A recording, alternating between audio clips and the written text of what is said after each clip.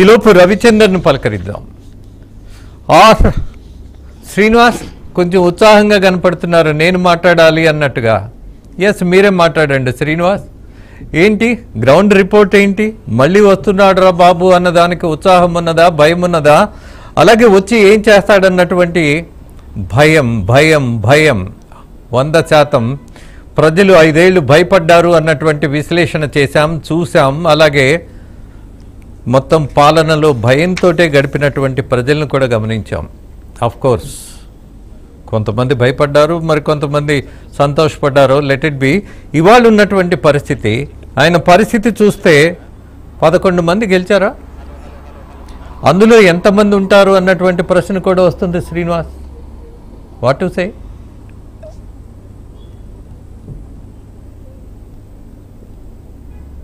రాజేంద్ర గారు, good evening. ఈరోజు ముఖ్యంగా చూసినట్లయితే గనక ఆంధ్రప్రదేశ్ రాజధానిలో ఓ విచిత్రమైనటువంటి సంఘటన చోటు చేసుకోవడం జరిగింది. అందులో ప్రధానంగా చూసినట్లయితే గనక గత ముఖ్యమంత్రిగా పనిచేసిన జగన్మోహన్ రెడ్డి మీడియా ముందుకొచ్చి వాళ్ళ ఎమ్మెల్యేలు, అంటే గతంలో ఉన్నటువంటి మాజీ ఎమ్మెల్యేలు, పార్టీలో పోటీ చేసి ఓడిపోయిన వారు, గెలిచిన వారు, అలానే పార్టీ నాయకులు అనుకున్న వారందరితో కూడా 45 నిమిషాల పాటు ప్రత్యేకమైనటువంటి మీటింగ్ ఏర్పాటు చేయడం జరిగింది. ఆ మీటింగ్ సారాంశం చూసినట్లయితే గనక చాలా విచిత్రమైనటువంటి విధంగా ఉండటం జరిగింది. గతంలో అధికారంలో ఉండగా ఒక నియంతలాగా వ్యవహరించినటువంటి వ్యక్తి ఈరోజు వాళ్ళ పార్టీ నాయకుల వద్ద, వాళ్ళ పార్టీలో ఉన్నటువంటి నేతల వద్ద, వాళ్ళ పార్టీ ముఖ్యుల వద్ద కూడా మాట్లాడినటువంటి తీరును చూస్తే అక్కడ మీటింగ్లోనే నవ్వుకోవటం కాకుండా రాష్ట్ర ప్రజలంతా కూడా నవ్వుకునే విధంగా, అంటే చూస్తే మరలా వచ్చిండురా బాబు, ఈయన ఓడిపోయాడు, మూలన కూర్చున్నాడు అనుకున్న వారు మరలా ఏదో ఒక ప్రయత్నం లాగా ఇలా వాళ్ళ నాయకులకు ఒక ధైర్యాన్ని ఇవ్వాలి, భరోసానివ్వాలి అనే విధంగా మాట్లాడటానికి వచ్చాడు. అంటే ఆయన మాట్లాడుతున్నటువంటి తీరులో ప్రధాన ఉద్దేశం చూస్తే గనక నాకు 11 సీట్లే ఇచ్చారు అనేది అనకుండా నా వెంట 40% జనం ఉన్నారు, ప్రజలు ఉన్నారు, 40% ఓటింగ్ నాకుంది అనే విధమైనటువంటి విధానాన్ని చూడడం జరిగింది. అంటే కేవలం ఓట్ల శాతాన్ని గనుక ప్రకటిస్తారు కానీ అక్కడ మనము 175 స్థానాల్లో పోటీ చేస్తే 11 స్థానాల్లోనే అది అరాకొర మెజార్టీలతో గెలిచాము. మన మెజార్టీలు గెలిచినా మనము ఎన్నికల్లో డిజాస్టర్గా పడిపోయాము, అంటే కేవలం ఫ్లాప్ సినిమా లాగా అయ్యాము అనే ఉద్దేశం ఎక్కడా ప్రకటించకుండా మనకి 40% ఓటింగ్ ఉంది, మనము ప్రజల్లోకి వెళ్ళాలి, మనము ఉన్నాము అనే ఒక భరోసా ఇచ్చే విధంగా మాట్లాడాడు. అయితే అక్కడ చూసినట్లయితే గనక గెలిచిన 11 మంది కూడా వాళ్ళు ఉంటారా ఉండరా అనేది ప్రశ్న. అంటే వాళ్ళు ఎంతమంది ఇప్పుడు ఉంటారు, ఇంకా వాళ్ళ ప్రమాణ స్వీకారం కాలేదు. ప్రమాణ స్వీకారం రేపు అసెంబ్లీలో ఎమ్మెల్యేల ప్రమాణ స్వీకారం రేపు జరుగుతుంది. ప్రమాణ స్వీకారం అయిపోయిన తర్వాత ఎమ్మెల్యేలుగా వాళ్ళు ఉంటారా ఉండరా? గతంలో జనసేన పార్టీలో గెలిచిన ఎమ్మెల్యే రాపాక వరప్రసాద్, అలానే తెలుగుదేశం పార్టీలో గెలిచిన ఒక 4 ఎమ్మెల్యేలు ఎలా అయితే వెళ్ళిపోయారో ఇప్పుడు వైసీపీ పార్టీలో వారు అసలు వీళ్ళు ఉంటారా ఉండరా, ఏ పార్టీ పంచకు చేరతారు? ఇటు తెలుగుదేశం భారీ మెజార్టీ 133 స్థానాల్లో విజయం సాధించింది, జనసేన 21కి 21 100% స్ట్రైక్ రేట్ సాధించింది, అలానే బీజేపీ 10 స్థానాల్లో పోటీ చేసి 8 స్థానాలు విజయం సాధించింది. ఈ 3 పార్టీలలో ఈ ఎన్డీఏ కూటమికి ఏ విధంగానైనా వాళ్ళు మెజార్టీగా మద్దతు ఇచ్చే అవకాశం అయితే స్పష్టంగా ఉంది. అలానే ఇవాళ మాజీ ముఖ్యమంత్రి జగన్మోహన్ రెడ్డి కొన్ని ఆసక్తికరమైనటువంటి కామెంట్స్ కూడా చేయడం జరిగింది. సెక్యుని పాసికల వలె సబ్జెక్ట్ కేవలం ఇంటర్వ్యూలు మాత్రమే అంటూ కూడా మాట్లాడటం జరిగింది. అంటే జగన్మోహన్ రెడ్డి మాట్లాడినటువంటి తీరు వేదాలు వెల్లించినట్టు ఉంది కానీ ప్రాక్టికల్గా లేకుండా ఉండడం జరిగింది. జరిగిన ఎన్నికలను కేవలం శకుని పాసికలతో పోల్చారు, కానీ ప్రజలు నూతన ఉత్సాహంతో, వరవడితో ప్రజలు వాళ్ళకి కావలసిన వారిని ఎన్నుకునే విధంగా మెజార్టీలు Srinivas, maybe I'm a chief editor, ఎందుకు నాకు వెలగట్లా మీరు చెప్పింది ఏదైతే ఉన్నదో, ఇది శకుని పాచకులు అనే సబ్జెక్ట్ కేవలం ఇంటర్వెల్లే. ఎవరు శకుని, ఎవరు పాచికలు వేశారు, ఈ ఇంటర్వెల్ ఏంటి నాకు అర్థం కావట్లా, నా కెపాసిటీ సరిపోవట్లా. What do you say? దాని అర్థం ఏంటి?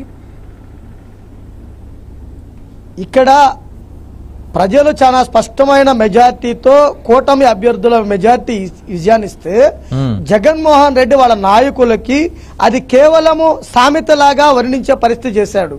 మనము డిజాస్టర్ అయ్యాము, మనల్ని ఓడించారు, మనకి చాలా దరిద్రమైనటువంటి ఓటింగ్ తో మనకి ఇచ్చారని చెప్పకుండా కేవలం సామెతల రూపంలో, అంటే ఏదో సామెతల రూపంలో గత మహాభారతం టైంలో శకుని పాసికలు వేసి రాజ్యాన్ని గెలుచుకున్నాడు, రాజ్యాన్ని పోగొట్టాడు, మహాభారతంలో జరిగినటువంటి తీరును వర్ణించే విధంగా చెప్పినటువంటి పరిస్థితి చెప్పబోయారు. కానీ ప్రజలు అది యాక్సెప్ట్ చేసే విధంగా లేదు, సామెతలు నమ్మే పరిస్థితి లేదు.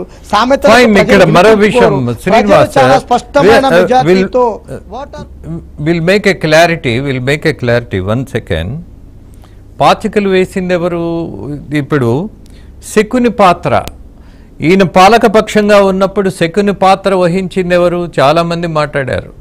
సకల శాఖ మంత్రి గారు ఒక శకుని అయిపోయాడు ఈ పార్టీకి, ఈ ప్రభుత్వానికి అని. మరి ఆయన వేసినటువంటి పాచికల్లో ఈయన ఓడిపోయాడా? అలా కూడా ఆలోచన చేయాలా? ఎగ్జాక్ట్లీ ఆ విధంగానే కనిపించే పరిస్థితి. ఇవాళ ఆ సకల శాఖ మంత్రి అసలు మీటింగ్ కూడా హాజరు కాలేదు, మీటింగ్ లో కూడా లేడు, మీటింగ్ కూడా రాకుండా ఉన్నాడు. అలానే ఆ గతంలో ఆయన ఎమ్మటి ఉన్నవారు పదుల సంఖ్యలో వారు డుమ్మా కొట్టినటువంటి పరిస్థితి ఉండటం జరిగింది. అంటే గత ప్రభుత్వ హయాంలో సకల శాఖలు నిర్వహిస్తూ సకల శాఖ మంత్రిగా ఉంటూ ఆయన వేసినటువంటి పాసికల్లో ఆయన ముఖ్యమంత్రి ఆయన బోల్తా పడినటువంటి పరిస్థితి ఉండటం జరిగింది. అంటే జగన్మోహన్ రెడ్డి ఆ శకునిదానిలో ఆ ఉచ్చులో ఇరుక్కొని పోయినటువంటి పరిస్థితి ఉండటం జరిగింది.